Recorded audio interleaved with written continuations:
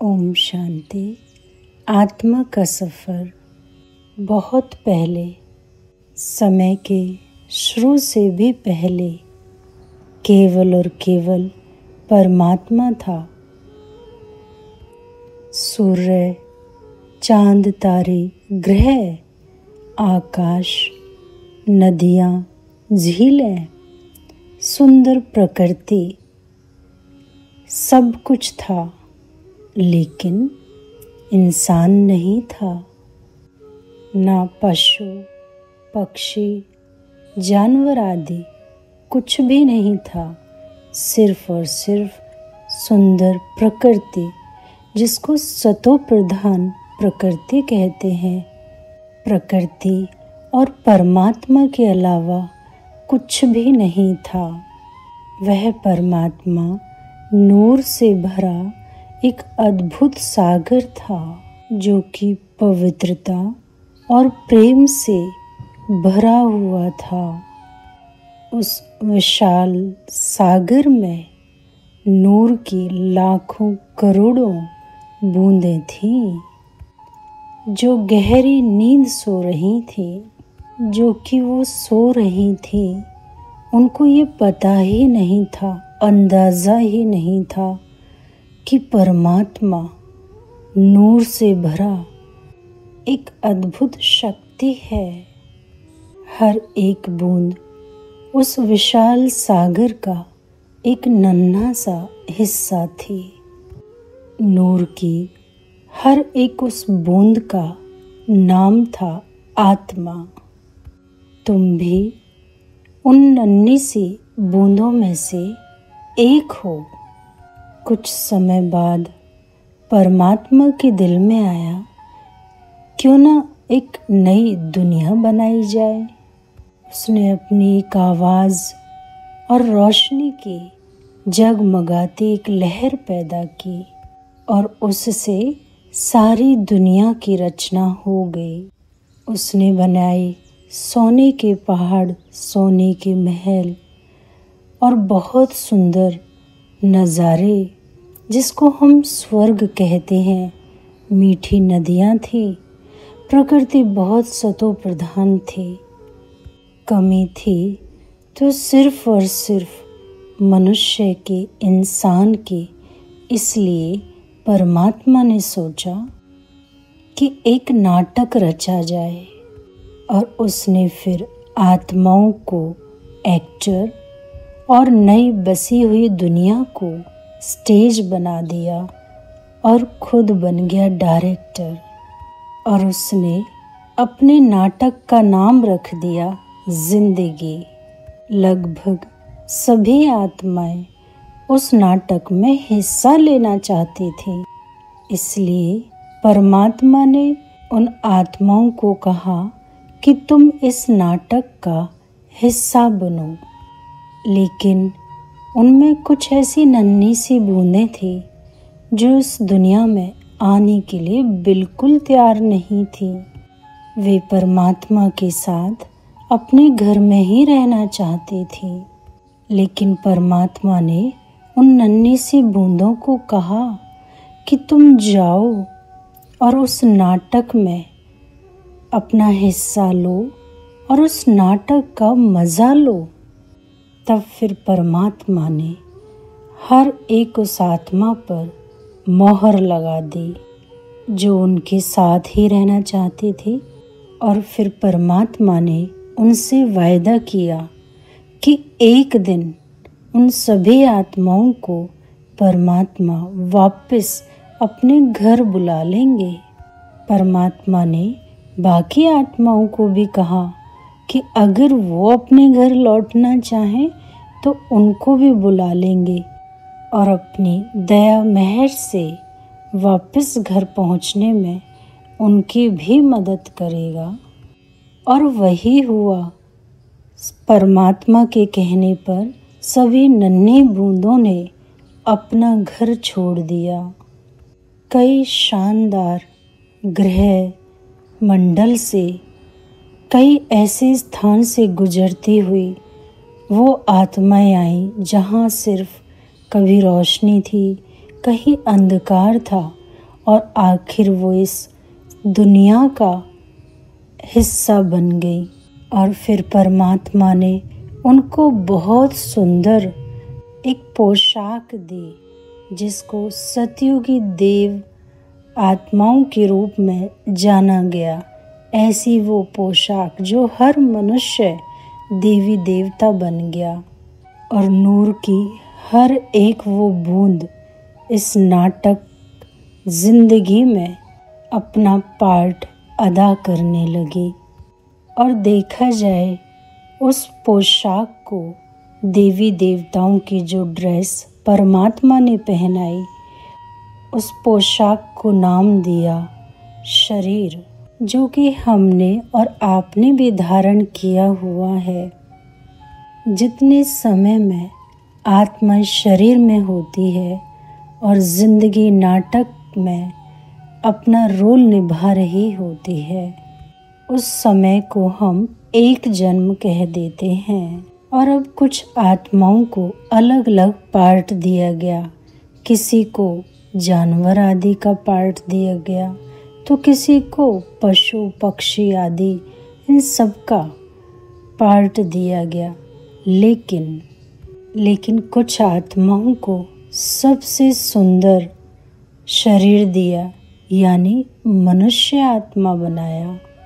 अपने अपने शरीर रूपी पोशाक पहने हुए ये आत्माएं अलग अलग दिखाई देती हैं, लेकिन इन शरीरों में छिपा हुआ वो नूर की बूंदें सभी में एक जैसी हैं, जिसको प्रेम पवित्रता कहते हैं। हम सब एक ही परिवार के सदस्य हैं, क्योंकि परमात्मा ही हम सबका पिता है। इसलिए हम सबको दया, प्रेम, सहानुभूति के साथ पेश आना चाहिए, क्योंकि हर एक के अंदर आत्मा रहती है। खुदा का वो नूर रहता है, जिस घर से वो नन्ही सी बूंद आई है। हम सब वहीं से ही तो आए हैं ना। संसार में जितने भी प्राणी रहते हैं, उनको 5 अलग अलग हिस्सों में बांटा जा सकता है। अगर उन्हें एक सीढ़ी पर चढ़े हुए देखें तो वे इस तरह दिखाई देंगे। इंसान सीढ़ी के सबसे ऊपरी डंडे पर है। इसका कारण है कि हमें इस बात की समझ है कि हम आत्माएं हैं, नूर के उस सागर की बूंदें हैं। केवल इस जिंदगी के नाटक के एक्टर नहीं।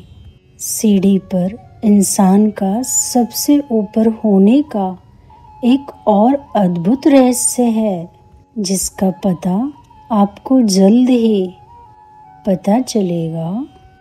जानवर सीढ़ी के चौथे हिस्से पर हैं। वे इंसानों से नीचे हैं, क्योंकि उनको इस बात की बिल्कुल समझ नहीं है कि वे आत्माएं हैं। पक्षी तीसरे डंडे पर हैं। वे उड़ तो सकते हैं, लेकिन उनमें बुद्धि जानवरों से भी कम है। मछलियाँ, सांप, बिच्छू आदि दूसरे डंडे पर हैं। उनमें पक्षियों से भी कम बुद्धि है। पेड़ पौधे सबसे नीचे हैं। ये सबसे निचले दर्जे के जीव हैं। वे ना तो सोच सकते हैं और ना ही अपनी जगह से हिल सकते हैं। ये आत्मा ही है जो शरीर को जिंदा रखती है। इसे भागने, दौड़ने, उछलने, कूदने, तैरने और उड़ने के काबिल बनाती है। जब नाटक में आत्मा का रोल खत्म हो जाता है, तो वो शरीर की पोशाक उतार देती है। तब शरीर की मौत हो जाती है। शरीर तब जिंदा नहीं रहता। वह ना श्वास ले सकता है, ना हिल डुल सकता है। लेकिन आत्मा की कभी मौत नहीं होती। आपकी आत्मा परमात्मा की नूर की ही एक बूंद है, इसलिए आत्मा हमेशा जिंदा रहती है। क्या आप जानते हो, जब आत्मा शरीर की पोशाक उतार देती है तब वो कहाँ जाती है? एक नए शरीर में एक नई जिंदगी के नाटक का हिस्सा फिर से बन जाती है और उसको फिर से दुनिया की स्टेज पर एक नया रोल दे दिया जाता है, एक नई पोशाक पहना दी जाती है। इसी को जन्म कहते हैं। लेकिन अगले जन्म में फिर से उसका जब रोल चेंज होता है तो उसकी पोशाक भी चेंज हो जाती है। कभी वो स्त्री की पोशाक में आ जाती है तो कभी पुरुष की पोशाक पहन लेती है। ये भी हो सकता है आप हिंदुस्तानी लड़के या अमेरिकन लड़की का रोल निभाओ। आत्मा कहीं भी एक सेकंड में जाकर अपना स्त्री या पुरुष का रोल अदा कर सकती है, देश या विदेश में। परमात्मा देखकर ये खुश होता है कि हर आत्मा जिंदगी के इस नाटक में दिया गया रोल बड़ी खुशी खुशी से निभाती है। जिंदगी का यह नाटक एक बहुत बड़े चक्र की तरह है। एक्टिंग कर रही आत्माएं इस चक्र में घूमती रहती हैं, एक शरीर से दूसरे शरीर में चली जाती हैं, एक पोशाक उतार कर दूसरी पोशाक ले लेती हैं। इस तरह वो अपने 84 जन्मों में अलग अलग रोल अदा करती है। परमात्मा ने अपना नाटक इस तरीके से रचा है, एकदम अच्छा लगता है, सच्चा लगता है। ये बिल्कुल रियल समझ में आता है कि ये नाटक रियल है।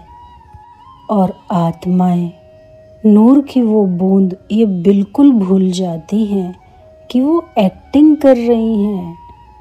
वो इस जिंदगी के नाटक में सिर्फ अपना किरदार निभा रही हैं।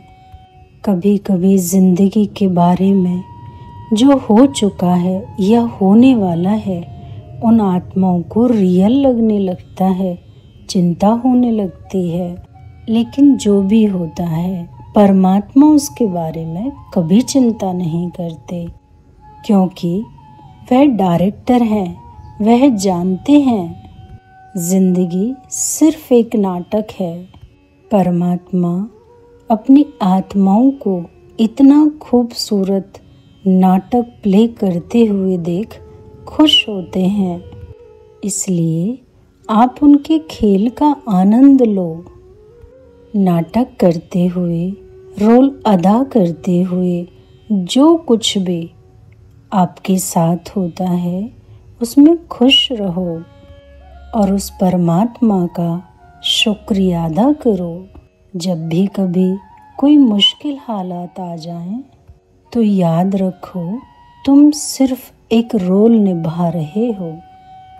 असल में आप एक आत्मा हो, परमात्मा की नूर की चमकती हुई एक बूंद जो 7 गुणों से भरपूर है, जिसमें शांति है, प्रेम है, पवित्रता है, शक्ति है, आनंद है। सब कुछ आत्मा के अंदर समाया हुआ है। और आपको पता है परमात्मा क्यों निश्चिंत रहते हैं? क्योंकि परमात्मा जैसा प्रेम, पवित्रता, सुख, आनंद, वो ताकत, वो शक्ति हम सब के अंदर है, इसलिए परमात्मा निश्चिंत रहते हैं। इसलिए आप परमात्मा से जब भी कोई परिस्थिति आती है बात कर सकते हैं और शांति का अनुभव कर सकते हैं।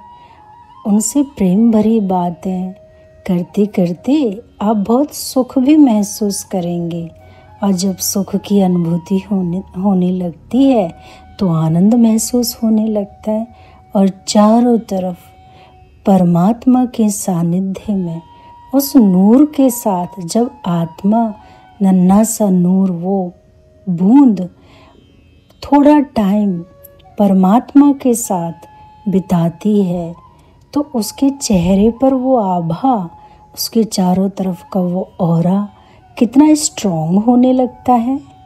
और ऐसा महसूस आप कर सकते हैं कि वो सब अनुभव करते हुए परमात्मा आपको वो शक्ति दे रहे हैं, वो हिम्मत दे रहे हैं कि आप इस नाटक ज़िंदगी में बहुत अच्छे से अपना पार्ट अदा कर सकें।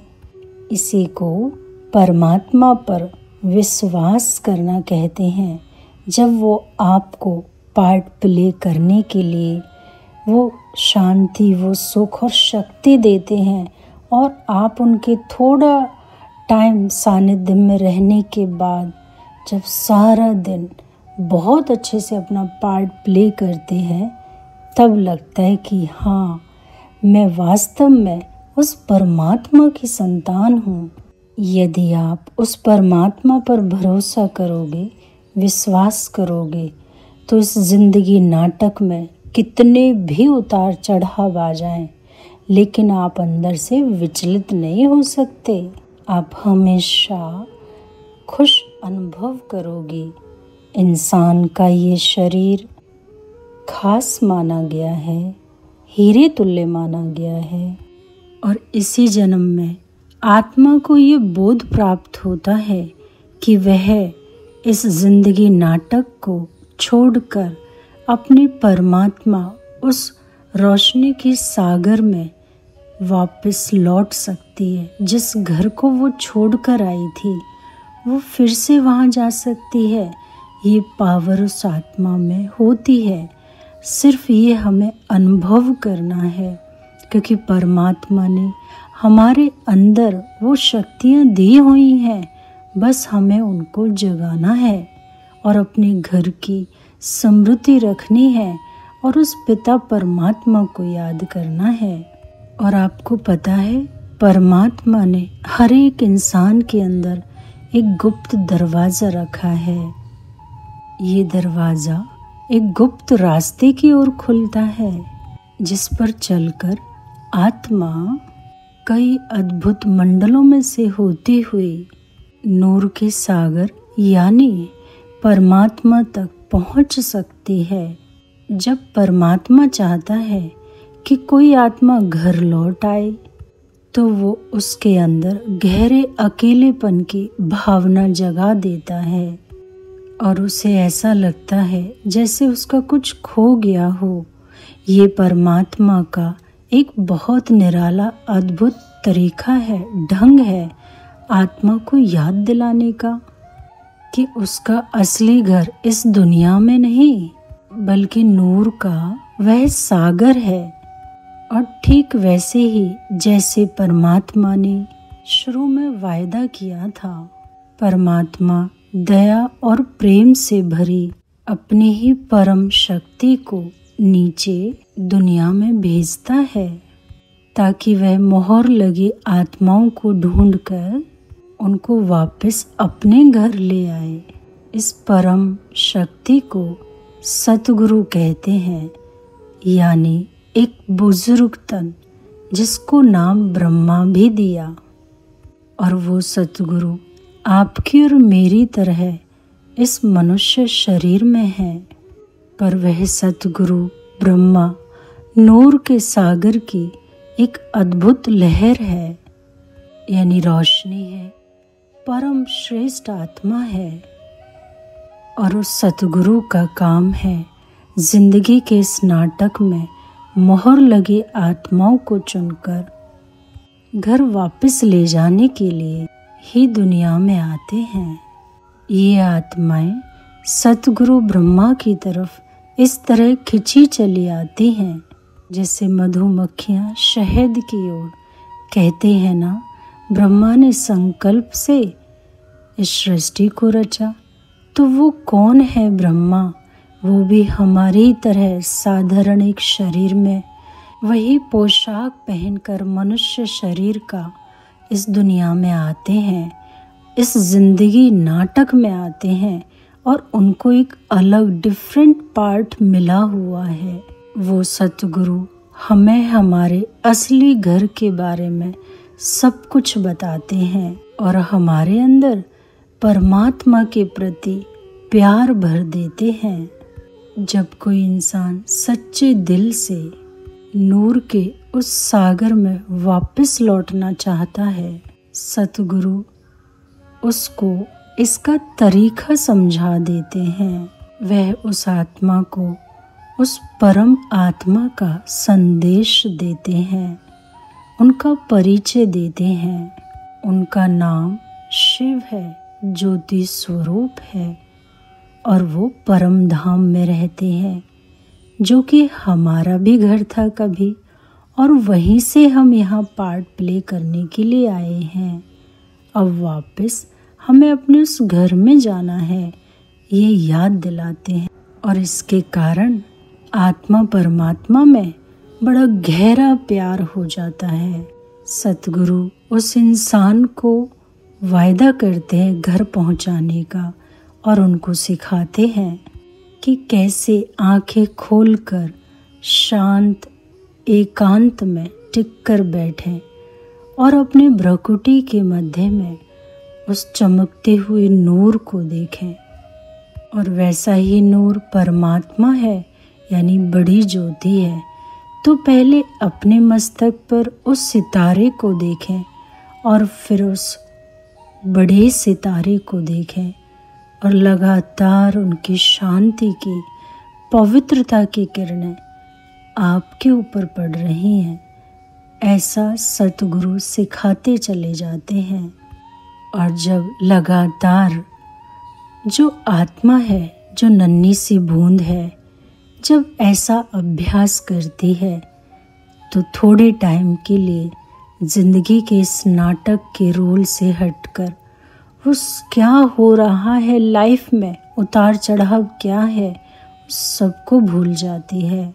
उसका मन इतना शांत और स्थिर हो जाता है और वो अपने अंदर परमात्मा से आ रही उन दिव्य शक्तियों का एहसास करता है और उसको परमात्मा से गाइडेंस मिलती है, कुछ संदेश मिलते हैं जिसको वो कैच करने लगता है और जिंदगी के नाटक में और अच्छे से अपना पार्ट अदा करता है।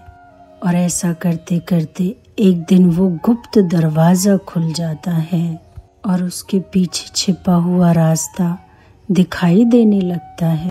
उस रास्ते का नाम है थर्ड आई। आत्मा बेहद खुश हो जाती है जब उसे ये दिव्य दृष्टि मिलती है, थर्ड आई मिलती है, तो इससे वो संसार को बहुत इजीली देख पाती है और हर एक मनुष्य आत्मा के अपने अपने किरदार को भी देख लेती है, जिससे वो साक्षी और डिटैच्ड ऑब्जर्वर होकर के सबको देखते हुए शांति से, मुस्कुराते हुए, प्रेम से वो खुशियाँ बांटती चली जाती है और किसी के पार्ट से डिस्टर्ब भी नहीं होती। और हर रोज़ उसको इंतज़ार रहता है उस ध्यान का, उस मेडिटेशन का, जिस गुप्त मार्ग से वो उस रोशनी की दुनिया में जाती है। और फिर एक उसको आश्चर्यजनक एक दृश्य दिखता है, उस निराकार परमात्मा का जगमगाता हुआ वो नूरी स्वरूप, वो प्रकाश स्वरूप, सिर्फ वाइब्रेशन से, पवित्रता से, शक्ति से, शांति से भरा वो पुंज, खुशी और शांति का अनुभव करते हुए वो आत्मा उस निराकार ज्योति से मिलन करती है, जिसको आत्मा परमात्मा का मिलन कहते हैं। इस तरह जब आत्मा को बार बार ये अनुभव होता है तो धीरे धीरे वो परमात्मा को अपना खुदा दोस्त के रूप में अनुभव करने लगती है। कभी पिता के रूप में अनुभव करती है तो कभी सखा के रूप में, अनेक संबंध उस परम ज्योति से आत्मा बनाने लगती है। उसके सारे संबंधों की भरपूरता उस परमात्मा से, उस नूर से, उस ज्योति के साथ वो अनुभव करने लगती है और धीरे धीरे उसका कॉन्शियस माइंड, सबकॉन्शियस माइंड शांत होने लगता है। जो संसार में आत्मा भटक गई थी, रिश्तों की भूख थी उस आत्मा के अंदर, वो रिश्तों की चाहना, वो भूख समाप्त हो जाती है और वो हर एक आत्मा को अपने रिश्ते की खुशबू देती है, अपने रोल को बाखूबी से निभाती है। उसको जिंदगी नाटक के किरदार में आनंद भी आता है, लेकिन हमेशा उसको स्मृति रहती है, अब घर जाना है, उस वापस रोशनी के सागर में लौटना है। और आखिर वो दिन आ जाता है जब आत्मा को शरीर छोड़कर उस रोशनी के साथ वो धीरे धीरे उस परमात्मा के घर लौट जाती है और वो अद्भुत रहस्य ज्योति से भरा वो किरणें, वो नूर उसको अपनी ओर खींचने लगता है। उस घर के अंदर वो एंटर कर जाती है, जिस घर को परम धाम कहते हैं, छठा महत्त्व कहते हैं। वो आत्माओं का अपना एक घर है। उस पाक स्थान पर, उस पवित्र स्थान पर वो नूर वापस लौट जाता है और परमात्मा की गोद में रहने लगता है।